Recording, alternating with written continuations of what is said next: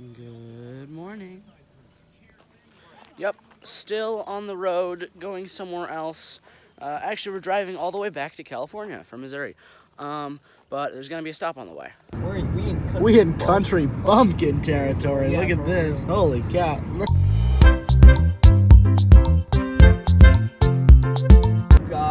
Oh God, we're in Kansas. No, it's flat. We're about an hour into Kansas. It's almost as flat as my butt, dude. Oh my God. And this is what? Guys, we're going to Wabautsy Road in Kansas. We have been in Kansas for over like 3 hours, and we have seen zero corn. There's no corn. It's all grass. It's all grass. There's no corn. I feel so ripped off. There's not a single kernel of corn being grown. Give me my toll. We were scared to see corn for 7 hours straight. There is zero corn. There's zero corn. Now we're upset that we're not seeing any corn. We want our money back. Good crisp. Good. They're Australian. Yeah, they're Australian. We're going back to Australia to get more the good crisp. Good day. Good day, mate. Still no corn. Not every video can be a bit. There needs to just be B-roll. Most plentiful crop is corn. No, it's a windmill. Kansas's most plentiful crop is windmills. Corn? More like windmills. There's more windmills than there are corn. Freaking so many windmills. We made it to our stop for the night in Hays, Kansas. We had a good sleep, and now we are continuing on. We are driving into store.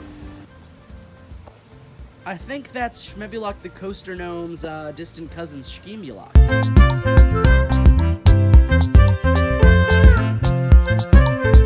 Oh, look at this. Welcome to wonderful Colorado. Colorful Colorado. Colorful Colorado. I meant colorful Colorado. It looks so different. For sure. Cedar Point. Look at Steel Vengeance.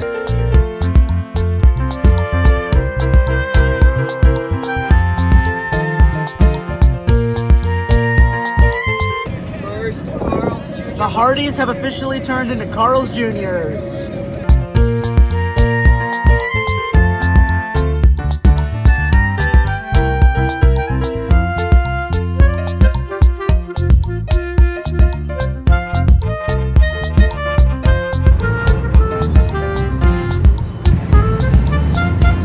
Our room. Gondola. Jump scaring everybody at the start of the video, please.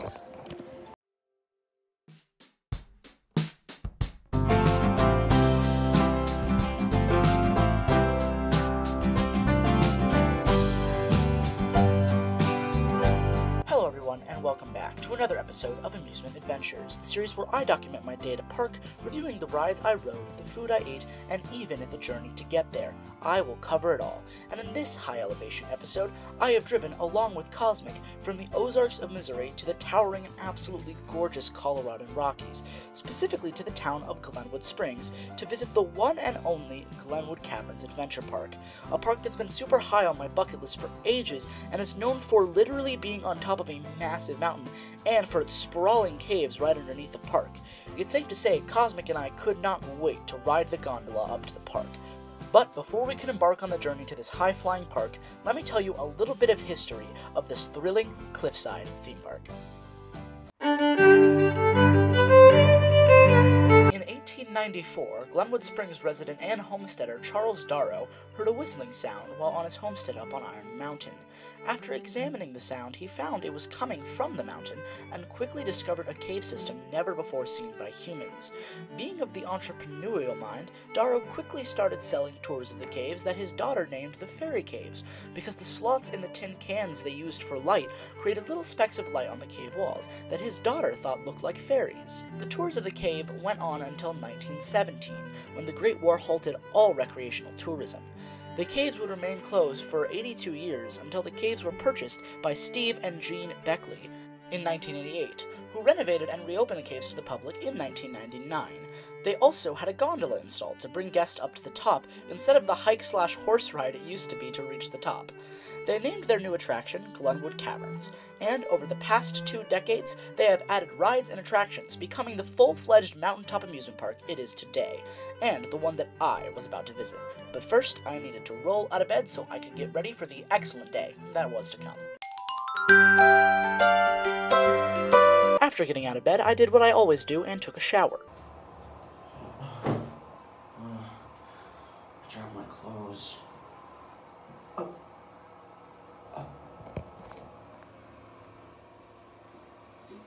And brush my teeth. And after considering if I should wear sandals or closed-toed shoes, the dirt paths and high-flying attractions finally defeated me as I decided to wear closed-toed shoes. I know, shocker. And after making sure I had everything together, all that was left to do was step outside. We're in Colorado, but no giraffes. It was a wonderful morning, and we enjoyed the view as we walked to the nearby gas station for a quick breakfast of a Cliff Bar and an iced coffee, before stepping outside and beginning our journey to the park.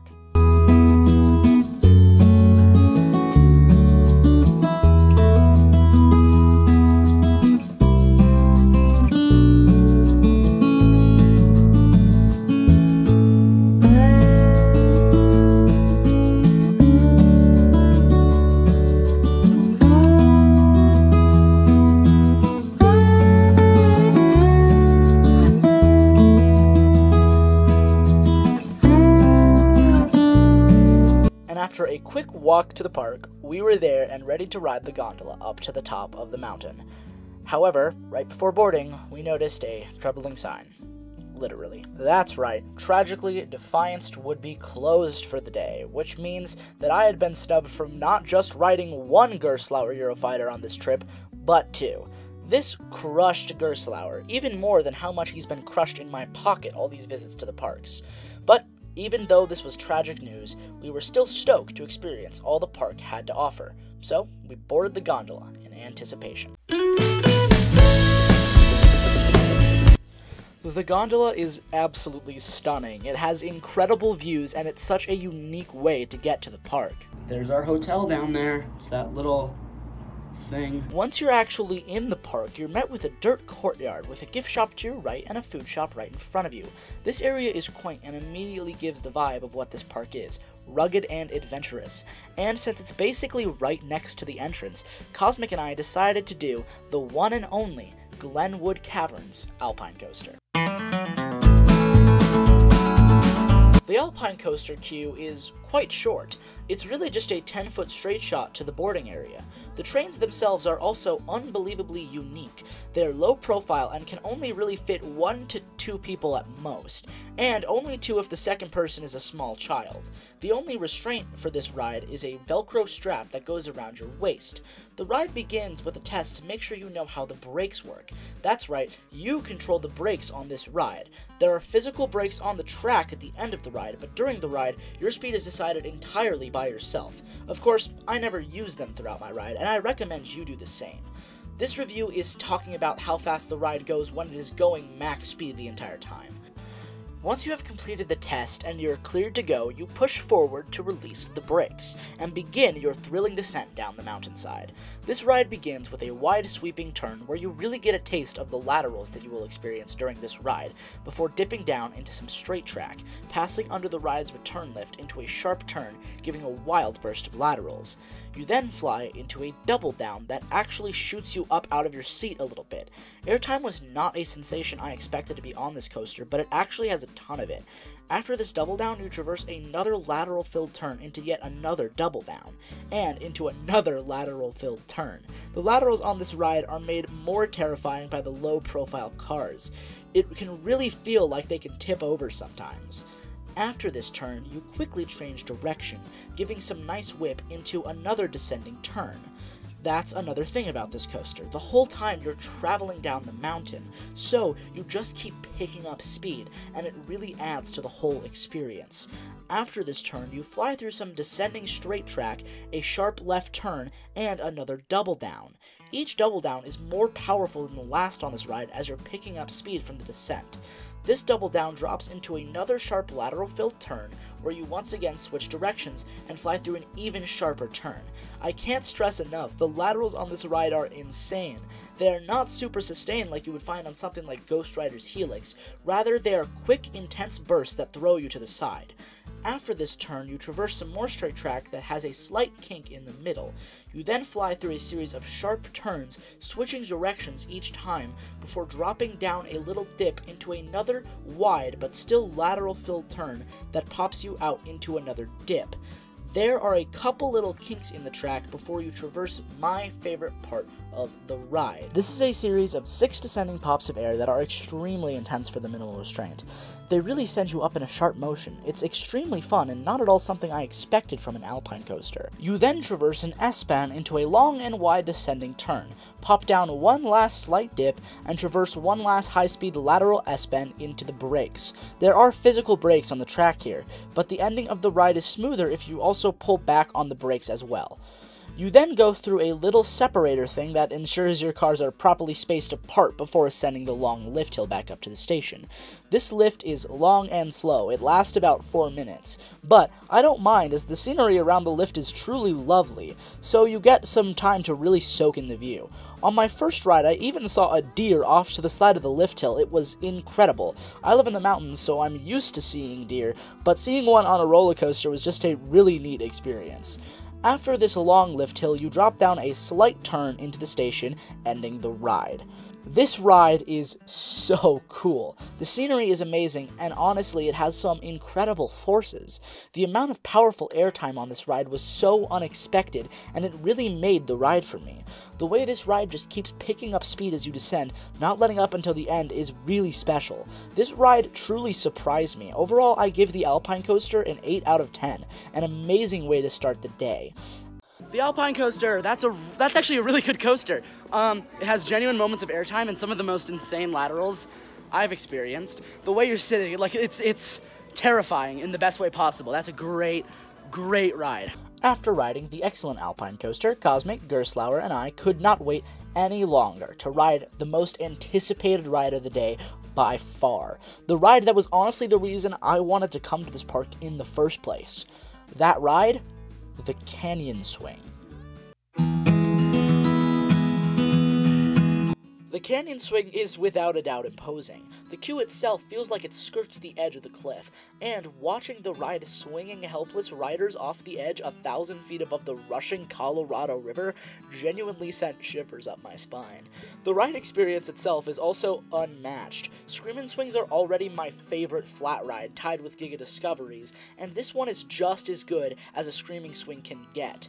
The view is literally stunning, and the ride is genuinely terrifying. I can't stress enough how insane this location is. It's both supremely gorgeous and absolutely terrifying. Out of the two sides, I definitely prefer the side where you get launched over the canyon edge. The view is so much better, and it's honestly more thrilling. The side where you look down is also incredibly amazing though, and there's no reason not to try both.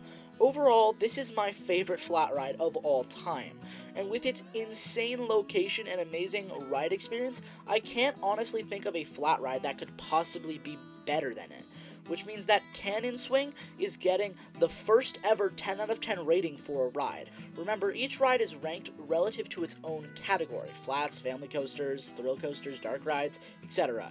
A 10 out of 10 means that I think a ride is literally perfect in its respective category. I genuinely think this ride is a perfect flat ride. It's truly worth all the hype, and it's definitely worth a visit to the park in and of itself. The Canyon Swing is actually absurd. My new favorite flat ride. I did it on both sides. I don't know if being launched out over or looking straight down, I don't know which one is better. It's incredible, like, oh my gosh. It's insane. After this, we walked up to the chain swing ride that they have at the park, and it's safe to say Cosmic did not like this ride. In fact, he hated it. Being so high off the ground, getting swung over the edge with just the chain was literally his nightmare. I thought it was fine, but the extremely minimal restraint combined with being swung out repeatedly over such a high distance made me by far the most uneasy out of all the rides at the park. I would give this ride a solid 7 out of 10. After we rode the terrifying chain swing, we headed back for some more rides on the Alpine coaster, and since it was right next to it, we decided to wait for the zipline thing they have. However, this ended up being about a 45-minute wait because of how atrocious this ride's capacity is, and even though the views were not bad, in fact, they were incredible, the ride experience is genuinely terrible. It's totally forceless and absolutely was not worth the wait, as you can get pretty much the same view from not being on the ride. The ride, if you can even call it that, gets a 3 out of 10. And yes, 2 of these points are literally just for the stunning view. After the spree of high-flying flats, Cosmic and I were feeling a coaster, and what do you know, right next to us was a coaster. However, it was probably the most horrifying and terrifying coaster, no, scratch that, ride, in the park. Cosmic and I were literally shaking in fear as we were looking at this coaster, and wanted to run to the safety of the canyon swing. The ride causing this reaction? Wild West Express. This coaster is utterly horrifying. It's more terrifying than all the other rides in the park combined. Instead of just making you feel like you're gonna fly off the edge, this ride literally makes you fall off the edge of the canyon thousands of feet below to your death. It's so scary. I don't know if I could ever do it again. I hate when rides kill you. But at the same time, it's really, really thrilling. So I'm gonna have to give this ride a billion trillion out of 1. Did the zip ride and the little kids coaster there. The zip ride, entirely forceless, but good view. Definitely wasn't worth the wait, but you know, it's okay. The kids coaster, that was terrifying. Never gonna do that again. That was horrifying. Dude, that was terrifying. I hated that. That was like almost as scary as Grand Expo coaster. Yeah, there it I is. completely forgot its name. That tells you how scary it was. After our terrifying ride on Wild West Express, Cosmic and I were feeling a little hungry, so we headed over to the park smokehouse. I got some pulled pork on some fries, and they absolutely slapped. The pork was juicy and tender, and the fries were crispy and salty. I would give this pulled pork and fries a solid 9 out of 10. Cosmic also loved his burger. Is your bunger? This is like a crazy good burger. That's awesome. This is like an amazing burger, actually. Nice. Watch this. Gerber Life is accepting applications for their affordable grow-up plan. The grow-up plan. And as we ate, a little friend even came over to say hello.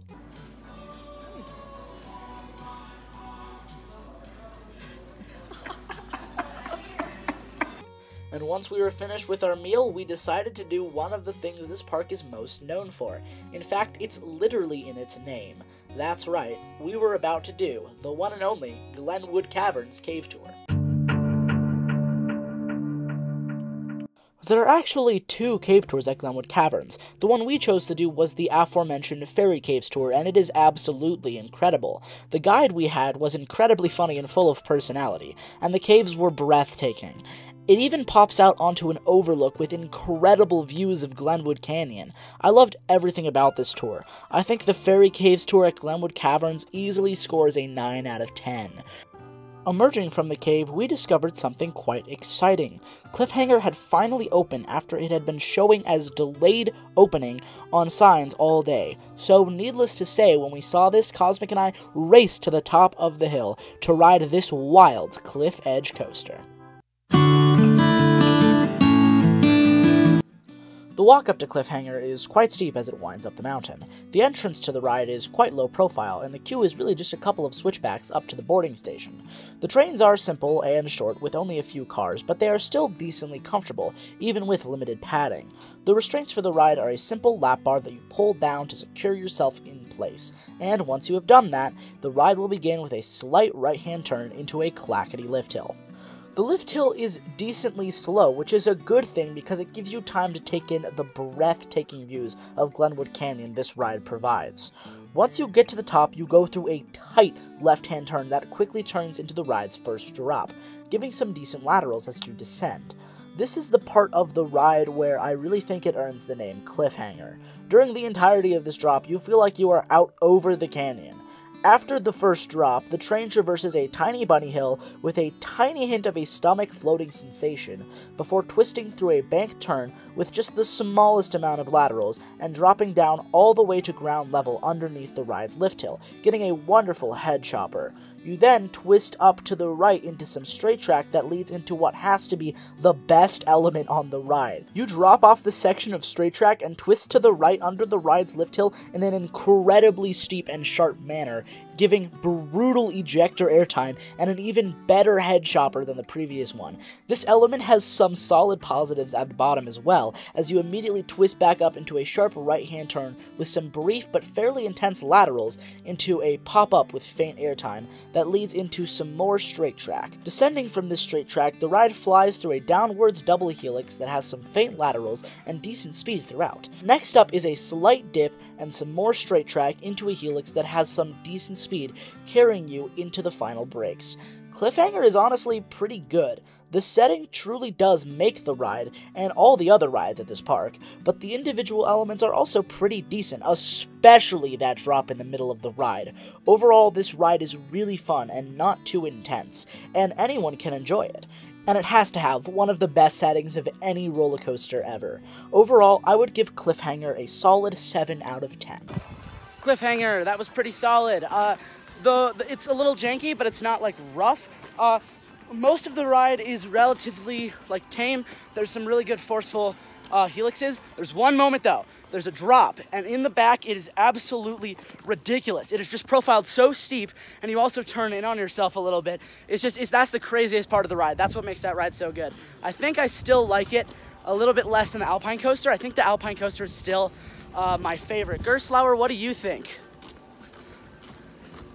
I mean, I guess I respect your opinion, but kind of respectfully disagree.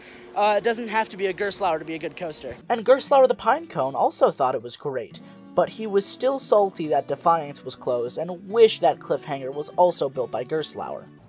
I feel like Gerstlauer's more disappointed, because that means he's missed not one, but two of his own coasters. It's so sad. Hello, darkness, my old friend. And with that, we completed all the rides that were open at the park. So we spent the rest of the day getting an unhealthy amount of re-rides on the Canyon Swing and the Alpine Coaster, before stopping at the gift shop where I picked up this really neat poster and heading over towards the gondola to descend back down to the ground and end our absolutely incredible day at Glenwood Caverns. Thank you all so much for watching this episode of Amusement Adventures. This series is truly a joy to work on, and I'm so thankful for all of you for taking the time to watch it. If you enjoyed the video, make sure to give the video a like and leave a comment telling me your thoughts. And if you want to see more, feel free and subscribe. I am really stoked for some of the content coming out. In fact, I can now confirm that Zero Credits and Counting Season 2 will be coming out very soon. The trailer for the season should be out within the next few days, so make sure to stay tuned for that. Until then, I hope you all have a great day, and I will see you all next time.